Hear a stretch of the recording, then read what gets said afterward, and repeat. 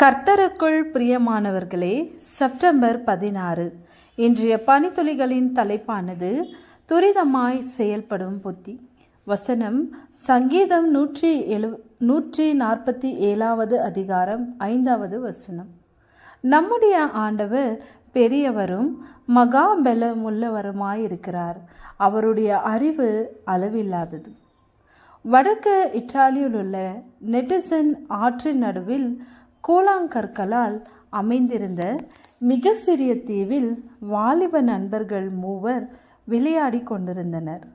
அந்நாட்களில் பெய்திருந்த கனமழையின் நிமித்தமும் அணையிலிருந்து திறந்துவிடப்பட்ட தண்ணீர் காட்டாற்று வெள்ளமாக வந்து அம்மூவரையும் வாரிக்கொண்டு போனது.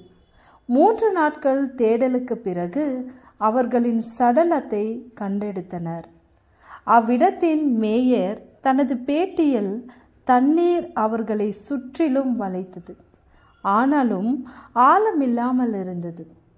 அவர்கள் நினைத்திருந்தால் கரையேறியிருக்கலாம். ஒருவேளை தங்கள் உடையும் ஷூவும் தண்ணீரில் நனைந்துவிடும் என்று அவர்கள் உடனே கரையேற தயங்கினார்கள். அதன் பிறகு தண்ணீர் பிரவாகித்து வந்தது என்றார். நம்மை சூழ்ந்திருக்கும் ஆபத்தை உணர்ந்து கொண்டு உடனே தப்பித்து கொள்ளும் ஞானம் நாம் ஒவ்வொருவருக்கும் வேண்டும். அந்த ஞானத்தை தேவன் ஒருவரே கொடுக்க முடியும். என் தாசனாகிய மோசே உனக்கு கற்பித்த நியாய பிரமாணத்தின்படியெல்லாம் செய்ய கவனமாயிருக்க மாத்திரம் மிகவும் பலங்கொண்டு திடமனதாயிரு. நீ போகும் இடமெல்லாம் புத்திமானாய் நடந்து கொள்ளும்படிக்கு அதை விட்டு வலது இடதுபுறம் விலகாதிருப்பாயாக. வாலிபர்கள் ஞானமில்லாமல் தங்கள் இஷ்டப்படி வாழ்ந்து தங்கள் எதிர்காலத்தை கெடுத்து கொண்டிருக்கின்றனர்.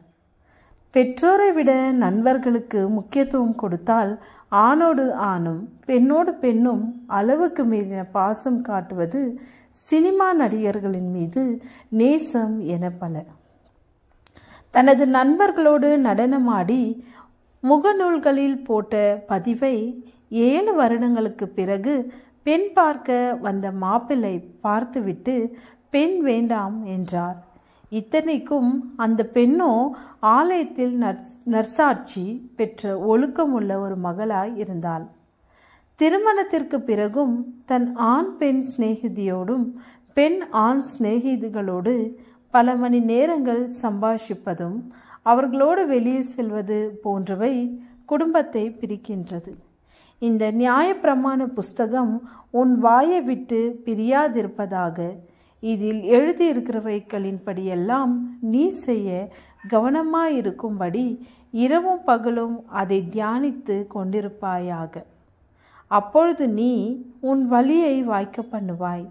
அப்பொழுது புத்திமானாயும் நடந்து கொள்ளுவாய். யோசுவா 1வது அதிகாரம் 8வது வசனம்.